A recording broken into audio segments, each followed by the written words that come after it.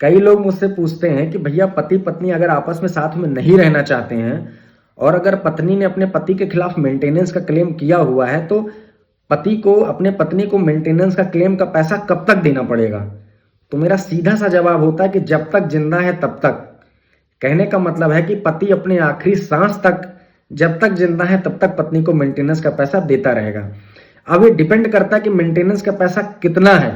अगर पति की सैलरी ज्यादा है तो मेंटेनेंस का पैसा ज्यादा हो सकता है, अगर पति की सैलरी कम है तो मेंटेनेंस का पैसा थोड़ा कम हो सकता है। 2-3 ऐसे केसेस हैं जिसमें पत्नी हकदार नहीं है पैसा लेने के। या तो पत्नी कोई दूसरा धर्म अपना ले, या पत्नी कोई दूसरी शादी कर ले, या पत्नी ऑन एफिडेविट खुद मना कर दे कि मैं अपने पति से मेंटेनेंस का पैसा नहीं चाहती हूं, या पत्नी की सैलरी पति से ज्यादा हो और कोई चांस नहीं है जिसमें पति बच सके। आप पति को अपनी आखिरी सांस तक अपनी पत्नी को मेंटेनेंस का पैसा देना ही पड़ता है। अगर पति कुछ कर भी नहीं रहा है, बेरोजगार है, तो भी कोर्ट्स का मानना है कि एक इंसान दिहाड़ी करके 400 से 500 रुपए कमाने के लायक होता है।